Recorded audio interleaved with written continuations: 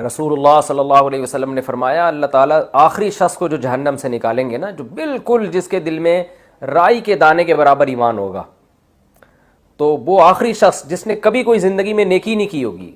وہ آخری شخص جب جہنم سے نکلے گا تو آپ صلی اللہ علیہ وسلم نے فرمایا کہ وہ اللہ سے کہے گا میرا رخ اس جہنم سے پھیر کے جنت کی طرف کر دیا جائے، اس کو نفرت ہوگی اس جہنم کی آگ سے، تو اللہ اسے جو جنت دیں گے نا تو اس کو یقین نہیں آئے گا یہ اتنی خوبصورت اتنی بڑی جنت میرے لیے، حالانکہ وہ سب سے کم درجے کی جنت ہوگی اس کے لیے، تو وہ کہے گا اے اللہ تو اللہ ہو کے میرے ساتھ مذاق کر رہا ہے، یعنی اس کو یقین نہیں آئے گا کہ اتنی خوبصورت جنت بھی اللہ میرے جیسے نالائق کو دے سکتا ہے۔ وہ جو آخری جہنمی نکلے گا وہ کہے گا میرے جیسے نالائق کو اتنی خوبصورت جہنم،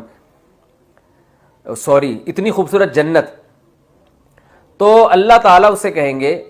وہ یہ کہے گا کہ اللہ تو بندہ ہو کے مجھ سے مذاق کر رہا ہے،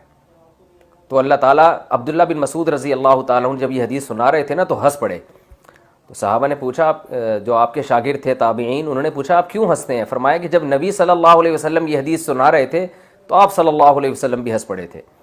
یعنی اس بندے کی جب آپ نے یہ بات بتائی نا کہ بندہ اللہ سے کہے گا اللہ تو اللہ ہو کے مجھ سے مذاق کر رہا ہے، تو آپ نے فرمایا کہ پوچھو میں کیوں ہنستا ہوں؟ تو نبی صلی اللہ علیہ وسلم سے ہم نے پوچھا کہ یا رسول اللہ آپ کیوں مسکرا رہے ہیں؟ تو آپ نے فرمایا کہ اللہ جب بندے کی یہ بات سنے گا نا تو اللہ بھی ہنس پڑے گا،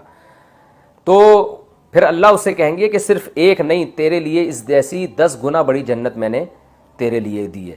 تو یہ اللہ کی رحمت ہوگی ایمان کی برکت سے، کیونکہ اللہ کو ماننے والے اور نہ ماننے والوں میں اللہ تعالیٰ بہرحال فرق رکھیں گے۔ جس کی موت شرک پر واقع ہوئی وہ ہمیشہ جہنم کی آگ میں جلے گا، جو ختم نبوت کے منکر ہیں وہ ہمیشہ جہنم کی آگ میں جلیں گے، جو عقیدہ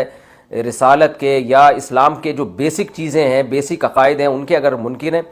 تو اسلام سے خارج ہیں، اور ان کے لیے اللہ نے سزا، ان کے لیے بخشش نہیں ہے۔ ہاں یہ ضرور ہے کہ غیر مسلموں کے درجات میں بھی فرق ہے،